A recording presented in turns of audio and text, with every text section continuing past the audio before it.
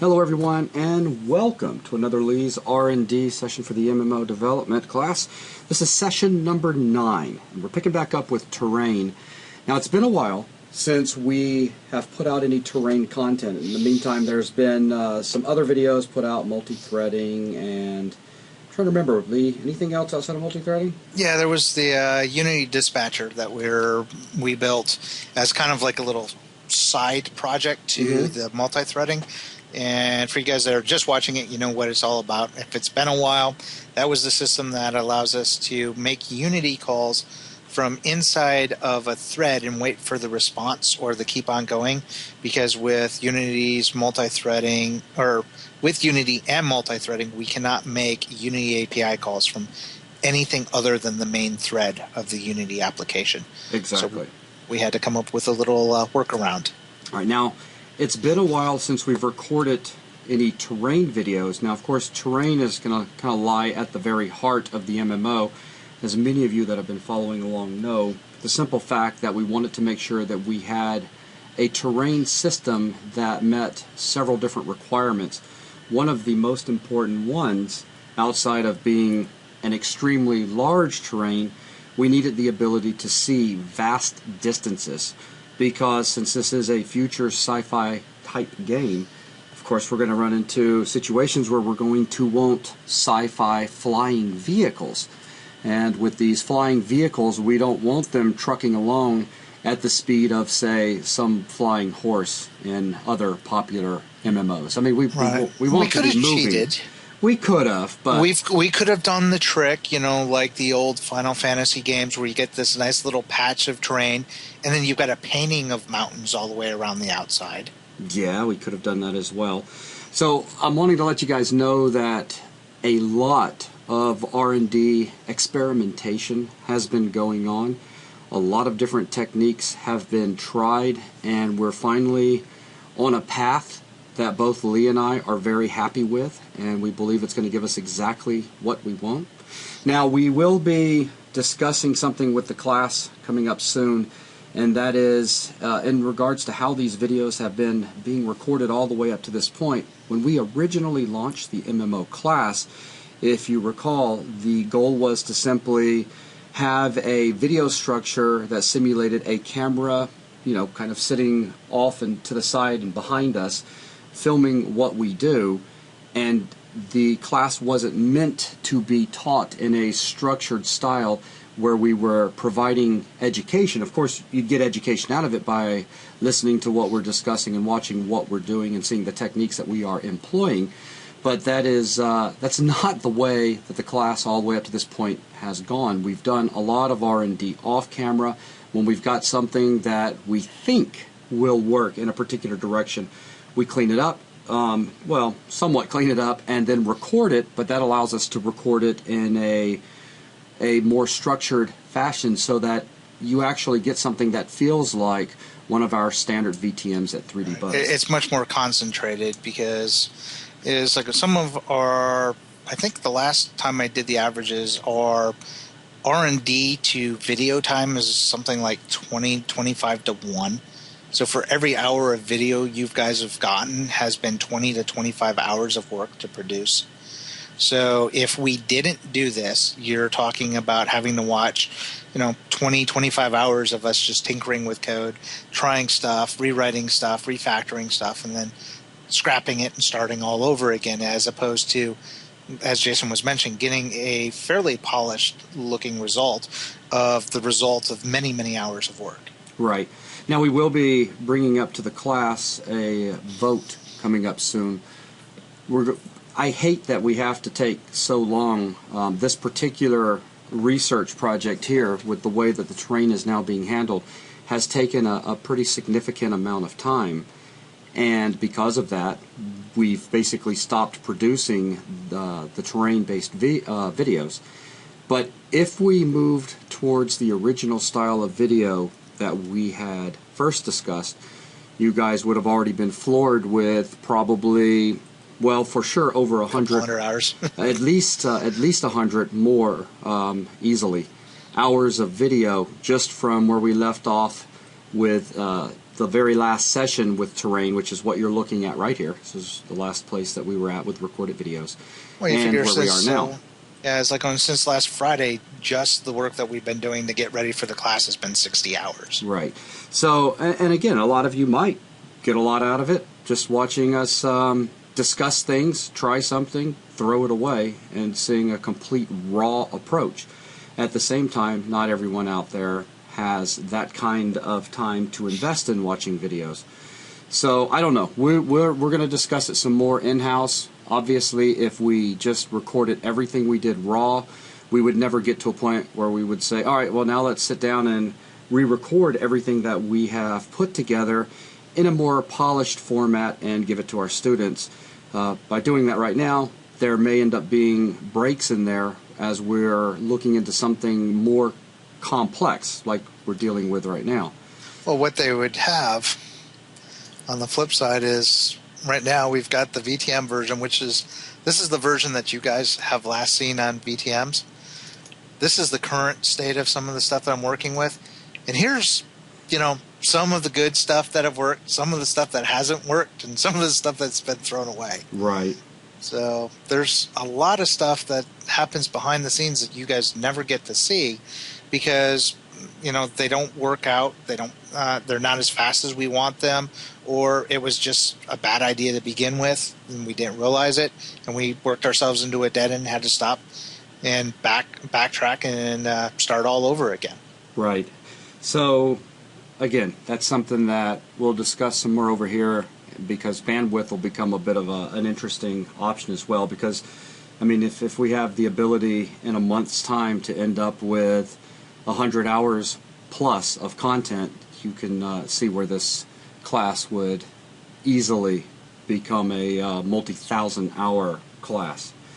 But anyways, with that, let's go ahead and turn our attention to the proper introduction of what it is we're going to be working our way through in session 9. So Lee, I'm gonna do a bit of grilling because you've been doing a lot of R&D and I have had very little to do with this. I have been out of town, as everyone knows, handling family emergencies back with immediate family back home. And so now I'm finally back in the picture, and Lee, I've spent, some time with you over the last few days getting up to speed, but I'm just going to back up to the way that I was acting the other day when I was kind of grilling you about why are we doing this or why that. So let's start out. Right now, we are exactly where we were with the last terrain videos that were recorded. Yeah, so this complete is with sculpting. So right. If I click in, this is all the sculpting. So this is the project as we wrapped up with it with the end of, I believe, session 7. Okay. So now, if you want to look at it, a lot of the R&D and the whole reason most of this R&D has come about is because you handed me a fairly tall list of requirements that you would like the train system to do, which was complicated and somewhat troubling. One was the fact that you wanted a seamless world if at all possible. So if we could get rid of zones, if we could do it, you wanted it. You wanted a very large world. You wanted to be able to see a large section of the world at a single time. You wanted to be able to fly, because this is a science fiction game. Most people are not going to be flying at, say, a living creature type velocity. We're talking the ability to fly, 100 miles an hour, 200 miles an hour, 300 miles an hour, and still be flying above real terrain. Because that was one of the things that you really enjoyed is if you can see it, you can go there. Mm-hmm. So that was another requirement. An optional one that you gave me, thankfully, was the transition from the surface of the planet to flying to space. That was a soft requirement that if we could pull it off would be awesome. If we had to use some visual tricks to do it, that was acceptable. And if all else failed and we had to use a cutscene, that was also an option. That's correct. So we had all of those requirements. And if that wasn't enough, you wanted to be able to sculpt on the terrain. And if at all possible, you wanted to be able to sculpt on the terrain in the game while it was playing. Mm-hmm. So a very, very tall list of things that you would like to have from a terrain. And personally, I don't think a tall list if we were designing our own engine. But No, that's it not would the have case. been We easier. are confined by limitations put forth by Unity. Right, because some of the limitations that we get is the fact that we're using a script to affect these types of looks for our Mm-hmm. terrain. So unless we roll our own level of detail system, some sort of SOAR or ROAM or geo mapping, all of which were tested, experimented with, and all found lacking in speed. We just don't have the power when doing that kind of stuff through a scripting Right, engine. and there were a couple of things that very readily made themselves apparent. We knew from the start that we wanted to use multi-threading because the calculation involved with creating these patches is immense, and doing that from frame to frame was going to be impossible. So we wanted to use threading with that. Well, along comes some problems with that. The fact that we can't call Unity API calls from inside of a thread was one.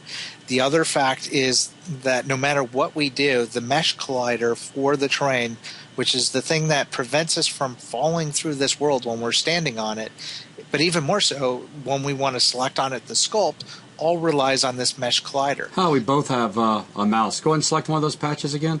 Okay. And for those of you that are not staying up with Unity, like you should be, there's your mesh collider component that's on that patch. Yep, over here. So the mesh collider is something that we can't mess with other than we can change it. But every time we change it, PhysX, which is built into Unity, that is provided by NVIDIA, has to do the calculations to optimize this mesh so it will work with the physics system that is built inside of Unity.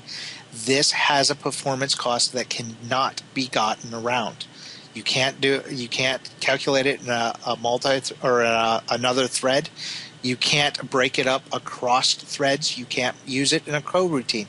It will cause your frame rate to stop until that mesh is created.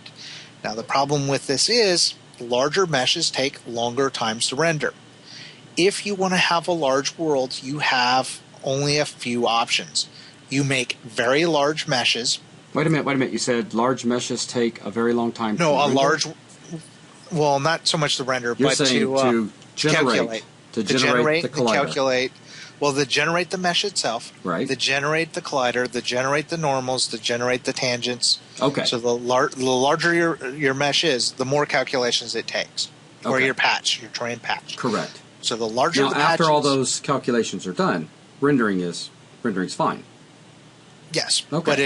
But if we're sculpting in real time, Well, if we're those sculpting in real time and we're dealing with a very large mesh with a large number of vertices and all, yeah, we're not going to be sculpting in real time. right. And so sculpting in real time requires us to use smaller meshes. To have a large world to see visible all at once requires large meshes. The two are mutually exclusive. Well, one might think at first, not necessarily, because some of our students watching this video right now may recall some of our discussions that we've had on past radio shows. There were some other techniques that were tried before we just simply said small meshes / large meshes.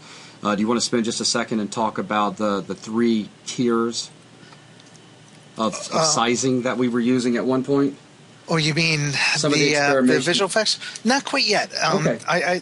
That's coming. That's after we talk about the world size, because when we're talking about world size, which means we either use fewer meshes of larger size, and the vertex count of a mesh also comes into play, because the more vertices that you use to make up a mesh, the finer detail your terrain is going to be able to represent. The fewer vertices that you use to make up the mesh, the lower resolution your terrain looks. Right. Now, you can make large patches that have fewer vertices and get very fast calculation times. but you lose the resolution on the terrain. Conversely, you could make very small meshes that have a higher number relativistically of vertices. So you could have a very small patch that's only, say, 10 meters by 10 meters that has 100 vertices in it. 100 vertices isn't that expensive to calculate for the mesh collider as well as all the other calculations, and it calculates, and we can display it very quickly. The problem that we have is it takes thousands of these really tiny meshes to make up a large world.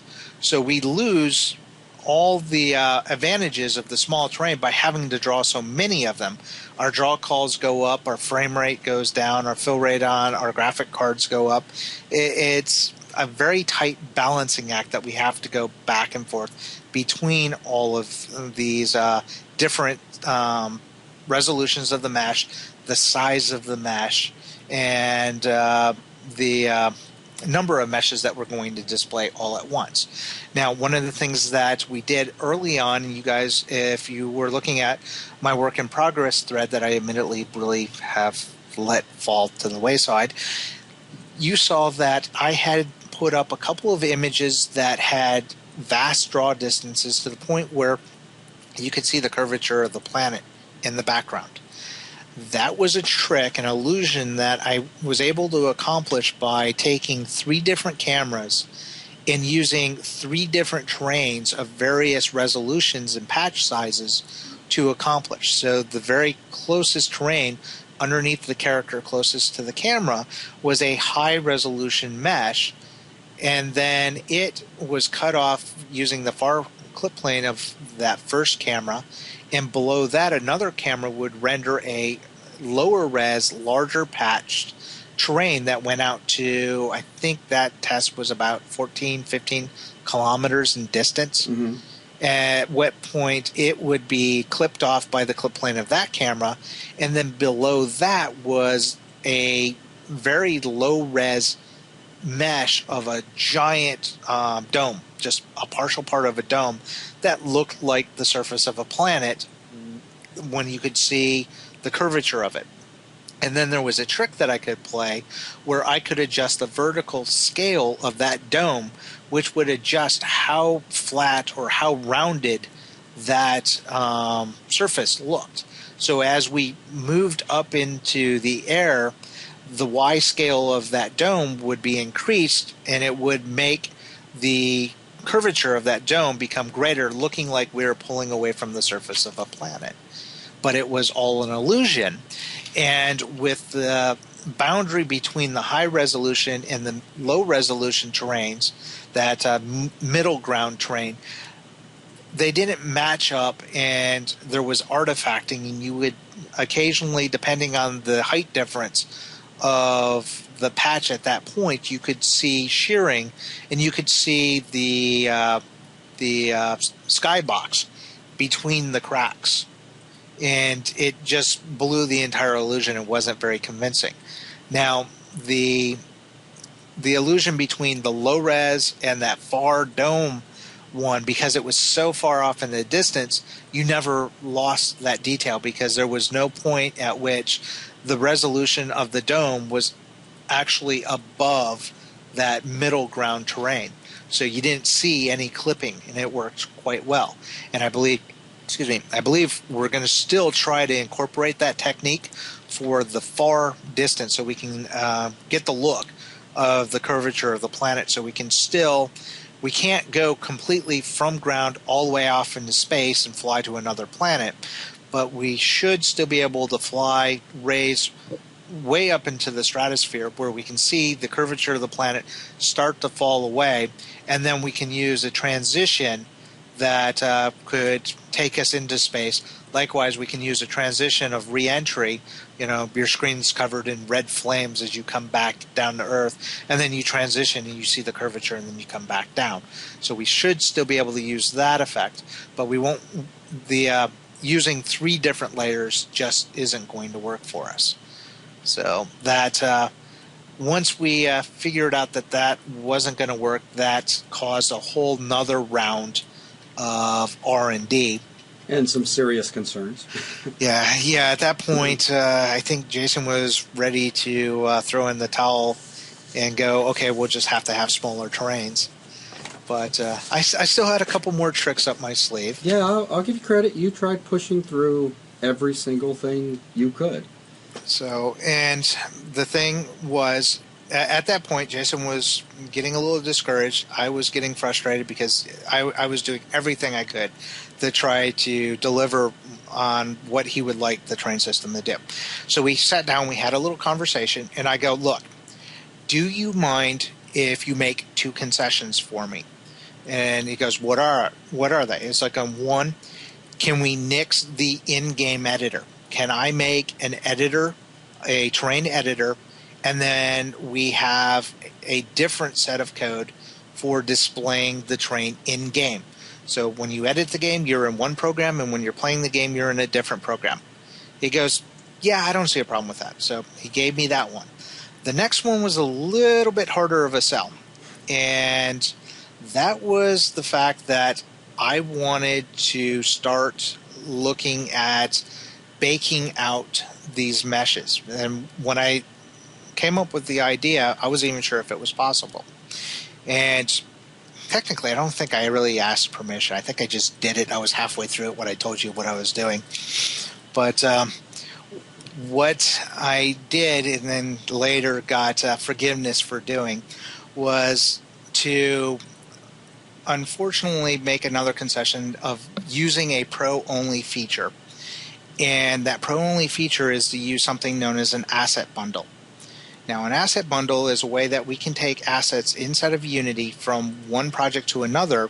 We can bake them out, save all their preferences, and we can load them into memory via code in another program. What I've done is I've made a third application, which is a terrain exporter. So I've got a graphic. I'll get into the workflow in a little bit. But what I've done is I've written a workflow program that allows us to take information from the terrain generator, the stuff that you see here that we make, that is then sculpted. It converts this information, which only exists at the moment we're playing right now. It writes an OBJ file, saves it in a location that the exporter then re-imports it using the built-in FBX importer, turns it into a prefab, and then I use another script that I wrote that takes that prefab and then converts it into an asset bundle. We then have a terrain viewer now that allows us to take that baked out asset bundle and read it back in at via streaming, and it does it all in real time. Now that's so that people aren't confused. Mm-hmm. That terrain viewer would be more like the game client, right? Yes, right now it's a terrain viewer. It's a very stripped down game client. It has no functionality other than the fact that it goes and gets the bundles, loads them up when it makes sense to, and you've got a character that you can run around. So you see the result of the workflow. So right now it's a viewer because it's not the game, but I needed a viewer to make sure that the whole workflow and the whole pipeline worked, that I ended up with an asset bundle that we could then read in and look at the world and play with. And that was one of the things that Jason immediately jumped on me the moment that I told him what I was doing, is he wanted hard numbers. So we sat down for a couple of hours and we started cranking out some hard numbers of what this system could do. And frankly, it's pretty amazing what it can do. Yeah, the very first thing, let's talk about as far as numbers go, is going to be the storage requirements. Right. We were looking at, I believe, some of the initial numbers. These are from the radio show and some from memory. We were talking about I forgot that whole other line. That was like a couple weeks worth of work. I'll get into this too and wrap this all together. The initial terrain, when we're talking the radio show, when we're looking at this system and sculpting, how big of a world can we get before we encounter a problem with Unity with floating point precision breaking? The numbers that we came up with were roughly 40,000 units in any direction. There is some problems at, beyond a certain distance that we could cover up with some, grass so you don't see the cracks. Using a black plane underneath, there were some visual tracks that would allow us to push the terrain out to 40,000 meters in each direction. What that works out to is about 80 kilometers across, which yielded, I believe, just under 2,500 square miles. 2471 square miles. Yeah. Okay, so 2471 square miles. And that was what we were going to call a world or a zone. That was the largest we could get because we were running into the floating point precision. I've done a lot of research on that, and another term for floating point precision errors in this type of reference is called spatial jitter. So the spatial jitter is just basically the fact that the farther out we get from the origin of a system, the more inaccurate floating point becomes. It's floating point precision, just a different name. Now, there's several different techniques for dealing with it, and one of the techniques that I thought that, there's like a light bulb went off. Hey, if I can't go out to 40,000 units because of floating point precision, what if I shrunk everything in the world and I made it 1/10th or 1/20th or 1/40th scale? And that way, if I made it 1/40th scale, I only have to go out to, 10,000 units? Mm-hmm. As opposed to, well, not a 1/4th scale. So 1/40th scale brought it in. I didn't have to go out beyond 1,000 units to get the same size world.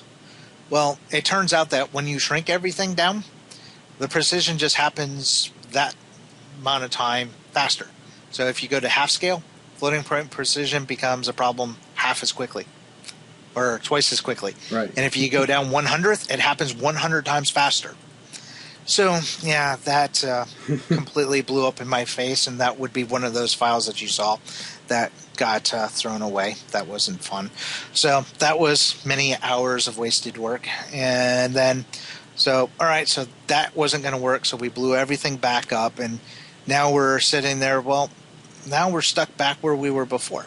Well, we've got another system that we're working on. This isn't fully fleshed out yet, but there's another system that we can do that resets the origin of the world every so often. And I've done tests with it, and it seems to be working well for now. So until I can do real world with combat and stuff, I don't know if it's going to be completely feasible, but that's a ways off. But if it pans out, that means Jason gets his seamless worlds. There are no more loading zones. So the limit of what you're going to be able to experience without a loading screen is going to be the extent of the ocean. So when you find an ocean, that'll be the limit of the world. Mm-hmm. So you'll have to hop on some sort of shuttle to fly to another continent. If we have multiple continents, if you go to another world, you'll have to hop a shuttle to get to another world. We'll get to that later. But the initial tests mean that we're not going to have limits on the size of the world based off of floating point precision or spatial jitter. So we should not have to worry about that. Now, the other thing that you were talking about space-wise was the fact that when we were doing our calculations, we said that to build a world that was 80 kilometers across in both directions was going to take about 640,000 patches. And when I was doing some initial number crunching, we figured that that was going to take in order of about 250 gigs of data to save onto a hard drive. Now, we've done some more tests, and these are the numbers that you have. I think I don't have them as much. But one of the just one patch was going to take uncompressed, I think was going to be a couple hundred K. Okay. So, well, here's an easy way to figure it out. If I take my calculator, handy dandy calculator, and I say 250, that's 1,000, that's million, that's billion. So if I divide that by 640,000, we're saying that about 390K. So if I divide that by 1, and I know this isn't perfect, but it's close enough. So about 381K per patch, times 640,000 to get a zone, which was about 250,000 gigs. Now, these new patches that we've come up 250,000? You mean 250 gigs? Or 250 gig, yeah. Yeah, approximately, yeah. Yeah, 250,000 gigs would be an awful lot. If I look at some of the patches now, a single patch is 83K. So 83K as opposed to 381K. So for the same number of patches, so let's say 640,000 patches. Well, we don't need the same number of patches now. Yeah, I know. I'm going to get to that. Oh, okay. There. So I'm going a slightly different way. So 640,000 patches, same number of patches. But now we're only using 80, what did I say, 84K? Yeah, that's good enough. So 84K. So now we're at 50... Around 53 gigs. Yeah, so 53 gigs gives us 640 patches. Now, here's the fun part. A patch in our new system is equivalent to 4 of these patches. So one patch is 4 times as large. That means our world, for the same number, is going to cover 4 times as much area. So where we could only have, we were running clear everything. So we were running at, I think it was 800 patches across. So 800 times 1,000, yes, 80,000. So we were saying that we're 800 patches across to cover the same area. So now we can cover the same area with 400 patches. Or we end up with 4 times as much area. So where we're covering the same area with 250 gigs, we were saying that was roughly 2,500 square miles. So 4 times that much is 10,000 square miles. But that's just for comparison's sake. Let's stay within the 2,500 square miles. Okay. So if you want to reverse it, so 2,500 square miles. I can just throw the number out. At 2,500 square miles, it's really just under this number, but let's just round it up. 15 gigs. Okay, so 15 gigs of data. Instead of 250 gigs of data. Right. Now, something else that we get about this is the fact that now we're using asset bundles, which means we can do what with it? Well, we can stream them. Which means we can put it where? Anywhere we want. So if we wanted to use something like Amazon's cloud, how much storage do you think Amazon's cloud's got? Oh, let's just say endless. Yeah. So how big of a world could we have with endless amount of storage? Endless.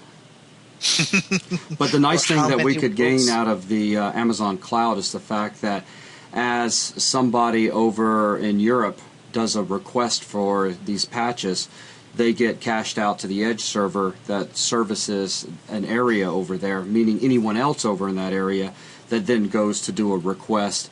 It checks those edge servers first, and it would be much faster after that very first caching. So stream it from over here it's or what we wherever do. it is. It's what, yeah, exactly. It's what we do with our videos. So you could end up with patches that have been cached to edge servers all around the world, which would be a big plus in getting this data down even quicker. And we're not necessarily thinking about having, the entire thing have to stream to someone. When you start the game out, we have starting zones and starting cities, outposts, towns, whatever it may end up being.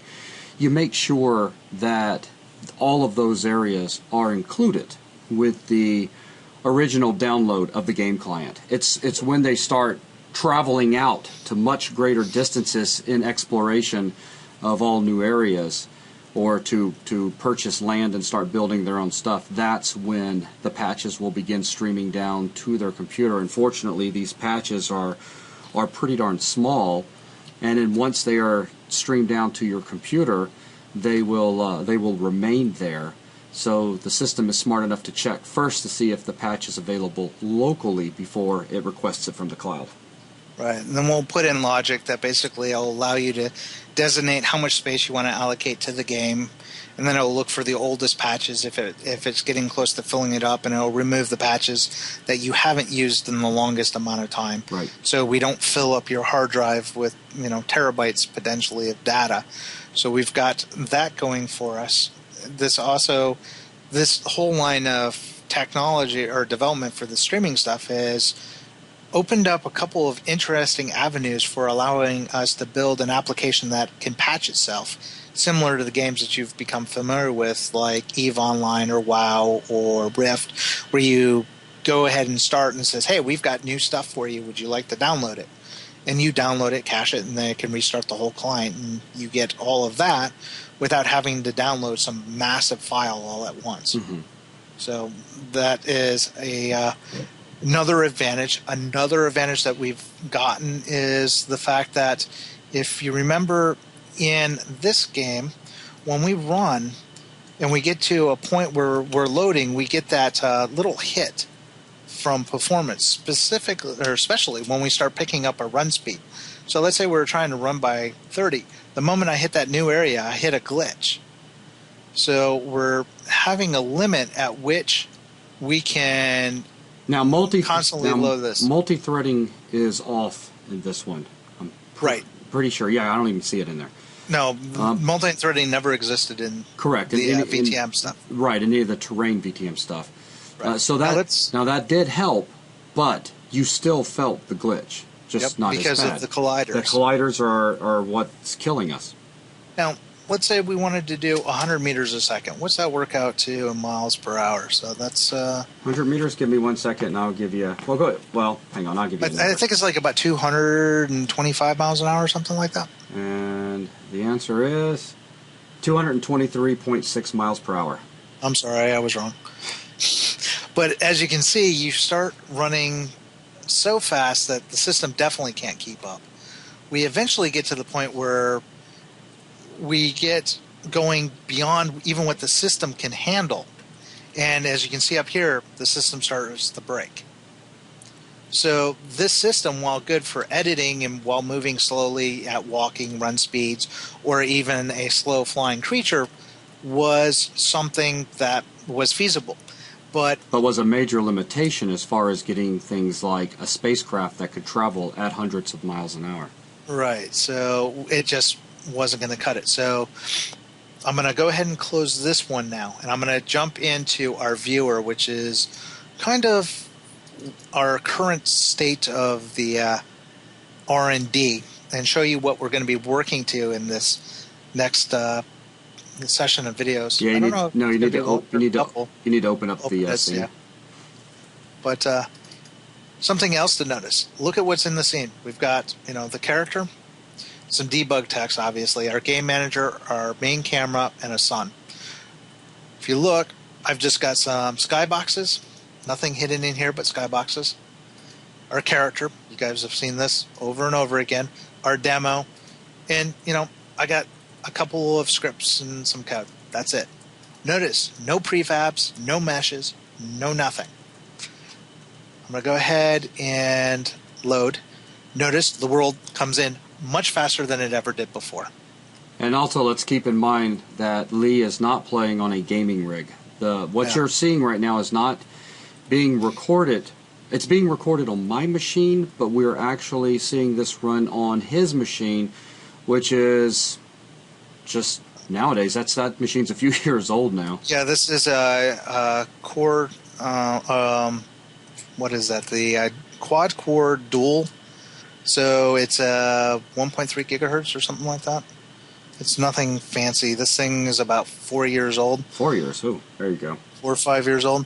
So Core 2 quad CPU, 2.3 gigahertz. 2.83. 2.83. 4 gigabytes memory.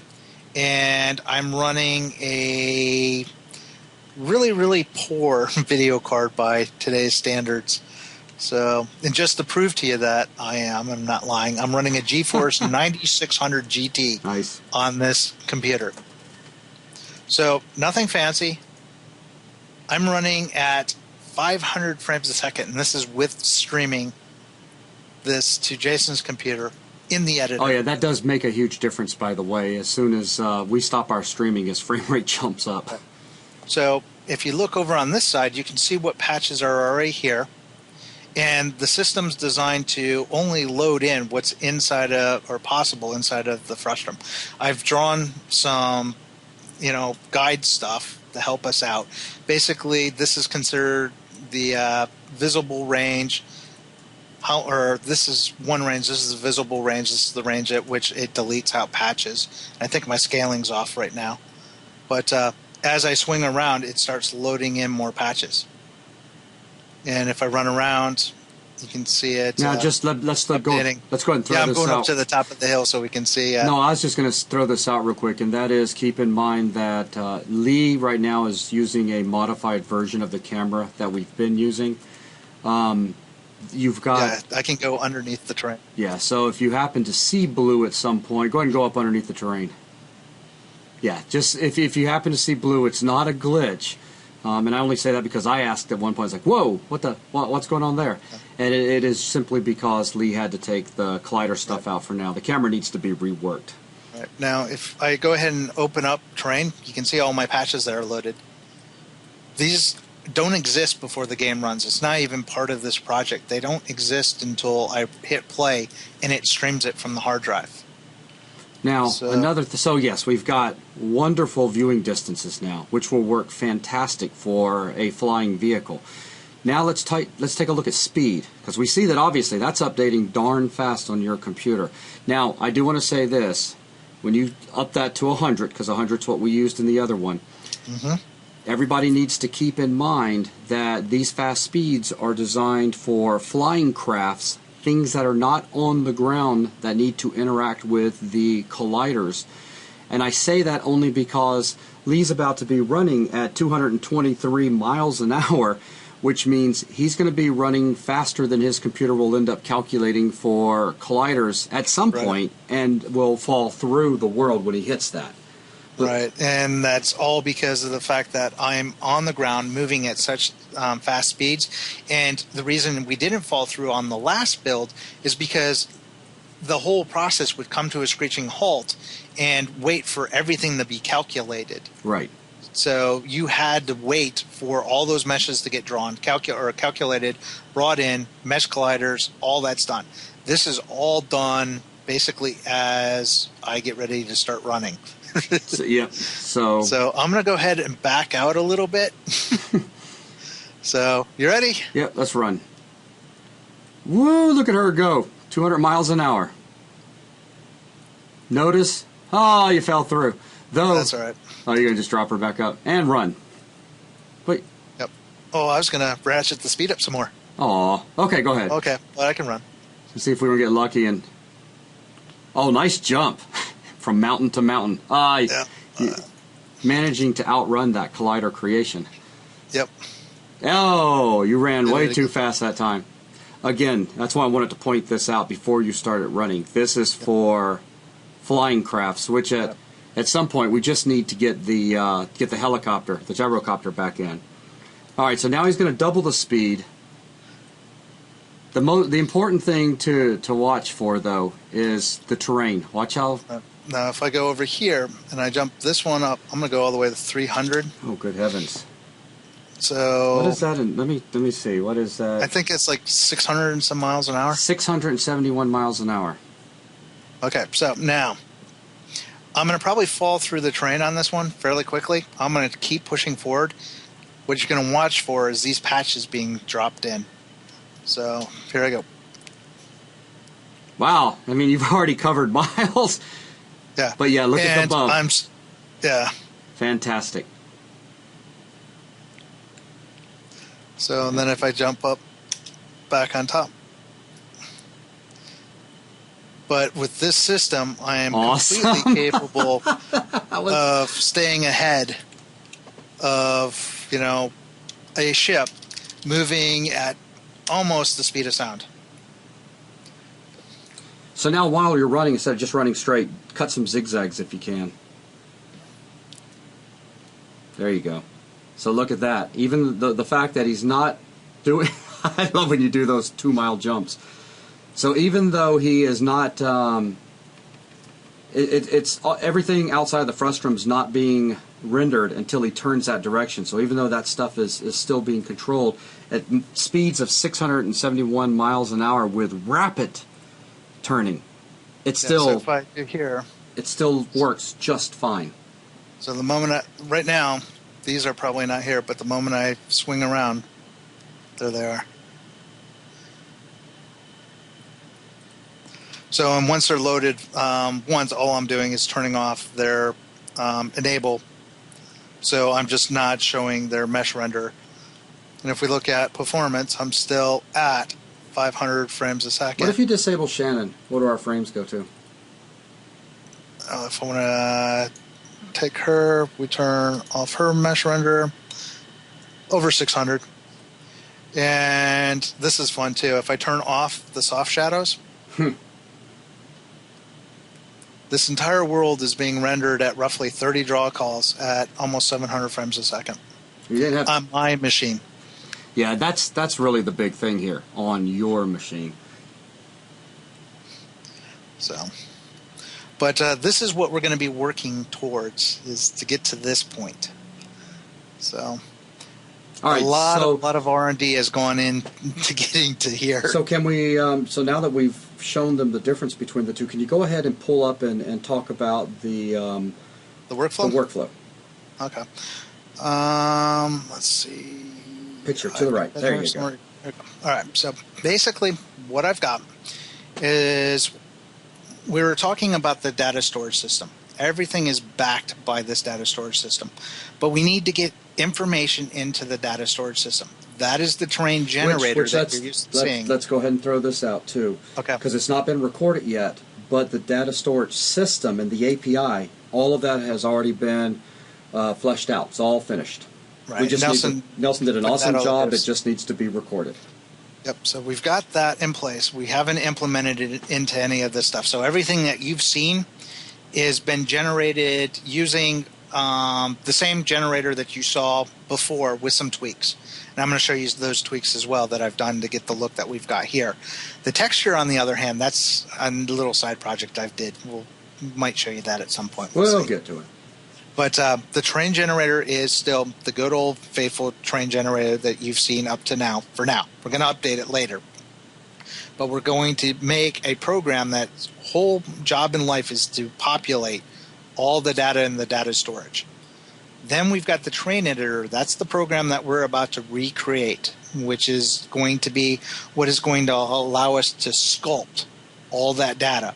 So that data that we sculpt is going to be modify the original data that was created by the train generator, and it's all going to be stored in the data storage system. That's going to give us our persistent world for our development side. This is the stuff when we're building the world. This is where everything lives. We're going to write a train exporter. Now, the train exporter's job in life is to take the information, the raw information that is in the storage system, and it's going to bring it in, convert it into OBJ files, which is just another format, a little bit older. It's, I think, Alias Wavefront. Didn't they come up with that, OBJs? I think so, but don't hold me to that. Yeah. I think so. I just seem to remember seeing that when I was looking up the specs, because we're going to write our own exporter to create OBJs. So now here's the cool thing. Because they're OBJs, and that's a file format that this is a very big deal, by the way, because it's something that we did not have the ability to do previously. Yeah, but for those of you who were all adamant that they want to have sheer cliff faces or the ability to make caves or overhangs or arches, with the fact that we're exporting as OBJs, you can take the baseline system that is created by the train generator and sculpt it, and then you can take it into Maya or Max or some other editor that you prefer that can read and export OBJ files, which is pretty much all of them. You can modify those files as long as you keep the vertice count along the edges of that mesh matching the corresponding other meshes. So basically, if you freeze or lock those edge vertices so they don't modify, you can do anything you want to the middle of that patch. Some limitations, of course, you got to stay under 65,000 vertices. In this case, 65,000 triangles. Which is something you might want to mention real quick, because we did not talk about that problem. Yeah, one of the things is the fact that we decided that for our final game, 51 vertices by 51 vertices was the best compromise for size, speed, and the fact that it worked inside of the limitations of Unity's FBX importer. Now, this one's kind of weird. If you read a lot of the Unity answers and the questions, they state that the exporter or their importer supports up to 65,000 vertices, not triangles. 65,000 vertices is the limit, which means you can make more triangles than 65,000 vertices. I know, I've done it. I've created meshes that had less than 65,000 vertices, but have had 224,000 triangles, and it works fine if I create it via code. But if I try to import a file that is an OBJ or an FBX that has more than 65,000 triangles, it will explode. It will throw a fit, give you an error, and it won't do that. That has got to be some sort of undocumented or misdocumented or some bug inside of Unity, because even the Unity reps themselves said, no, 65,000 vertices or triangles is not the limit. It's 65,000 vertices, but you can't import more than 65,000 triangles. Right. So that forced us to use a smaller patch size than potentially using a full 250. True, but also pull up the notepad real quick just so that they've seen our numbers that we recorded. Yep. And we've done lots of tests on, oops, wrong one, this one. So we've basically done tests to see how long it takes Unity to create a collider at various mesh sizes. Now this is 251 by 251 vertices. 7 seconds to create the collider for just a single since this path. is, you can just think of it as a blocking operation. Yeah, Your it's kind of hosed, stuff. 7 seconds is that's way too long. That's a deal breaker. Matter of fact, anything above 151 is a deal breaker. 1 second, not acceptable. Nope. 2/10 of a second, possibly. We tried it. We weren't happy with the results, so we nixed it. It just didn't feel good. Yep. 51 was our sweet spot. So we decided 51 by 51 vertices was our patch size. So that's what we went with, and that's what you saw when I was running around. So if you jump back over to Unity real quick and drop your speed down to, normally you have it at what? Unity. You were there? Yeah. All right, so normally you put your speed at, for Shannon, at? Right now, 5. 5? So what if you just put it to 20? Will you outrun the... Nope. All right, so 20. So now that's 20 meters a second. You're beyond an Olympic runner. So let's see this. Oh yeah, again, remember, if you see any blue, it's because... Well, that one was actually, it was still loading in, because you can see it initially loading in sometimes. If you move the camera fast enough, you can catch patches loading in. Okay. But that's just mostly because I've not written code to prevent her from dropping into the world without a full 360 surround. Oh, I see, just from the start point. Yeah. Gotcha, okay. So now, so you're cruising along at... Let me see, what's this speed? The answer is... about 30 miles an hour.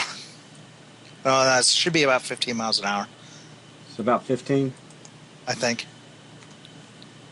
44 miles an hour? 20, Okay. 20 meters a second is 44.7 miles an hour. She's really fast. So, very fast. But, I mean, you're like a car out on at least a slower highway at this point. Yeah.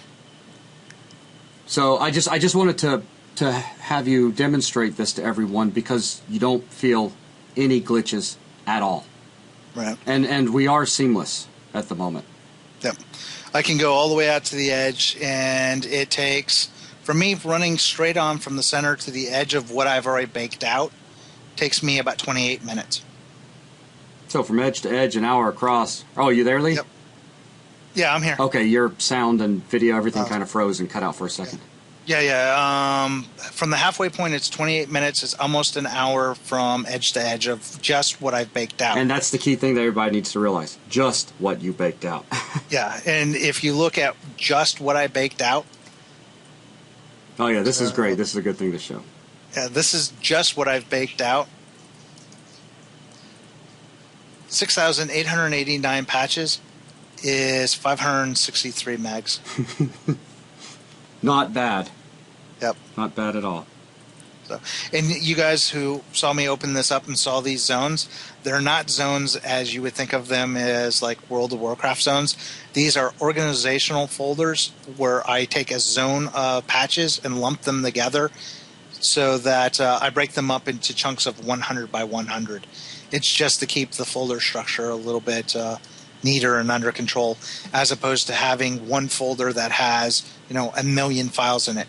Windows Explorer doesn't like that very much. No, not really. So those zones are just organizational. All right, so off to the right a little bit. Look back to the right.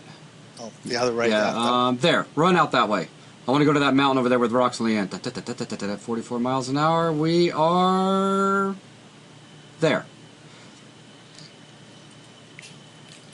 But I just wanted to point out to everyone, this is what I'm really happy with. This is fast. Yeah. It took him a while. I thought he wanted to fly out here and kill me when I told him Friday morning. Yeah, I started rewriting a whole new system. Yeah. But I'm very pleased with this. And with the yeah. You still there, Lee? Yep, I'm still here. Okay. Streaming video, not always that fast. Usually we record these on my machine. This time around we're recording it on Lee's just so that he has all of his projects right there readily available to pull up and show you guys stuff as we do these videos in a very dynamic way. So heavens knows what we're going to be talking about during a video. Yep. All right, so let's go ahead and hit stop here, and let's wrap this up by jumping back over to the workflow and finishing through. So the last thing you had mentioned is that once we get all of the OBJs baked out before they're put into the final asset bundles, we can take those over into Maya and do additional sculpting. So if we want to start pulling vertices up and make overhangs or whatever we want to do, really.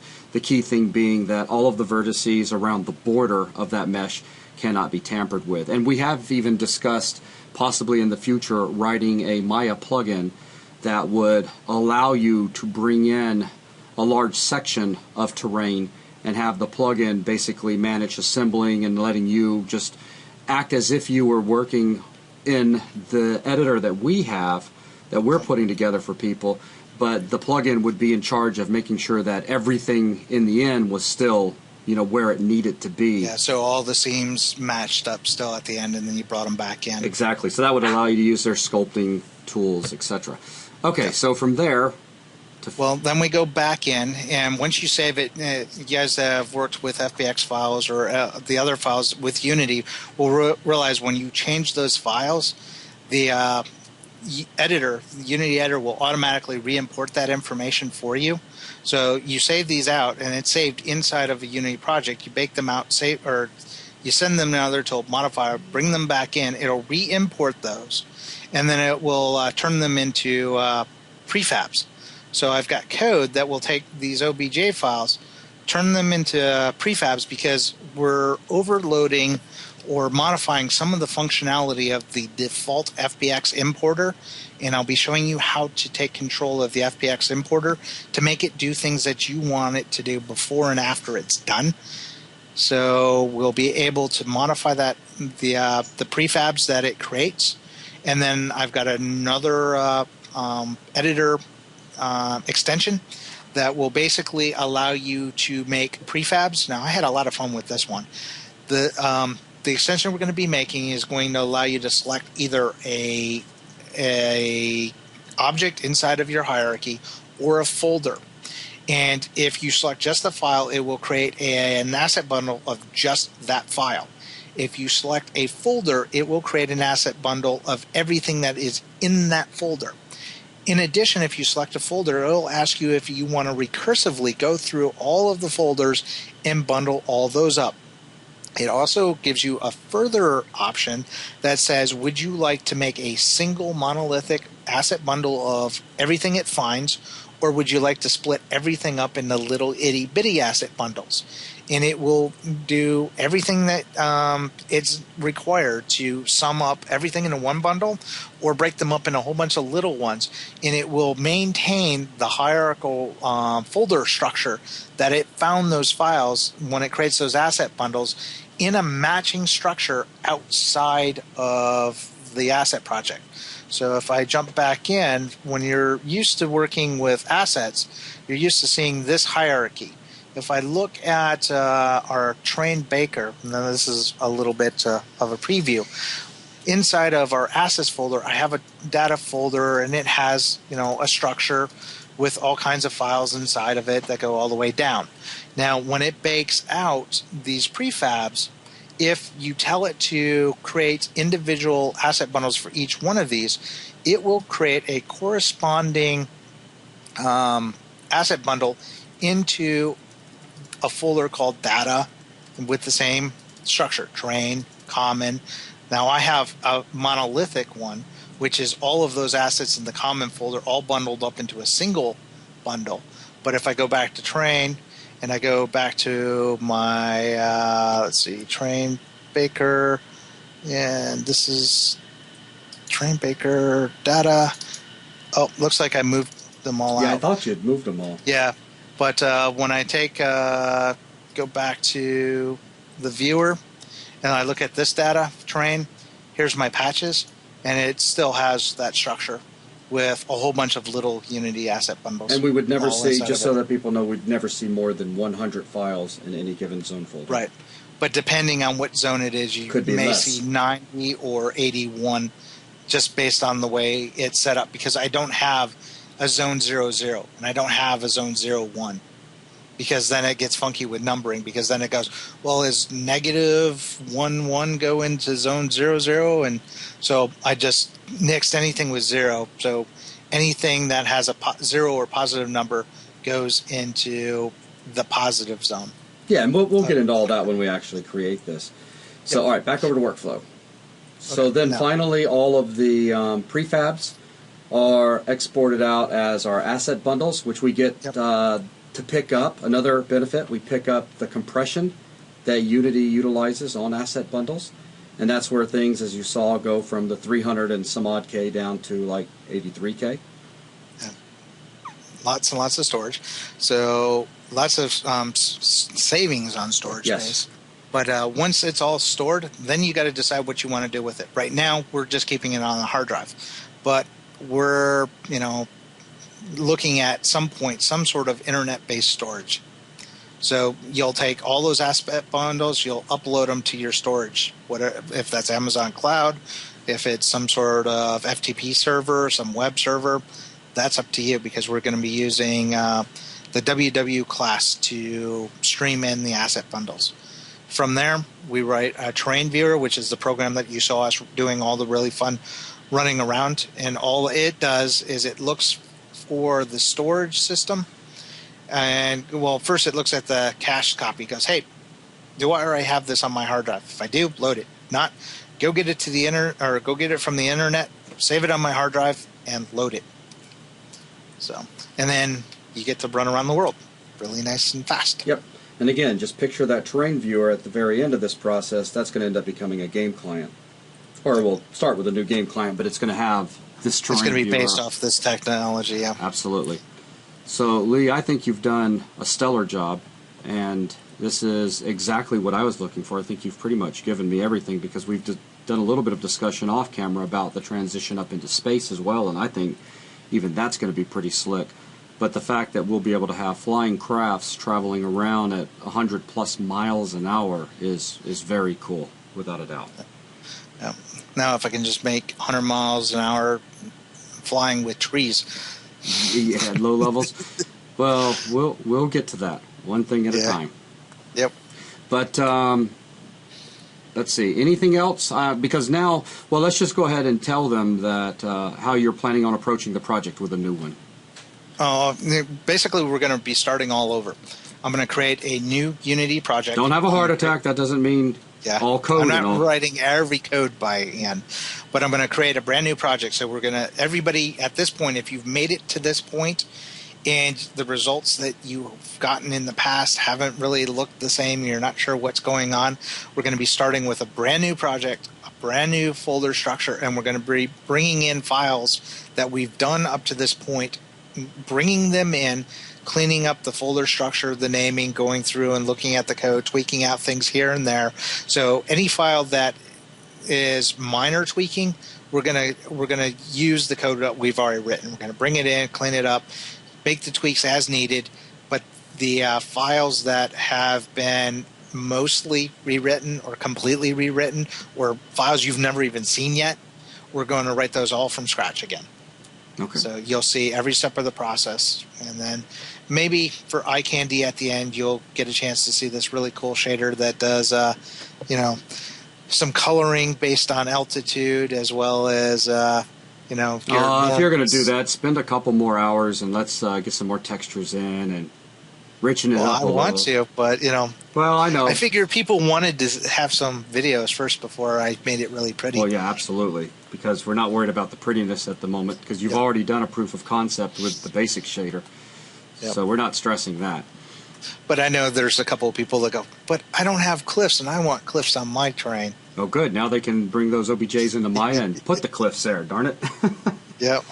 All right, so that's... Oh, you're talking about the texture. My bad. Yeah. Okay, yeah.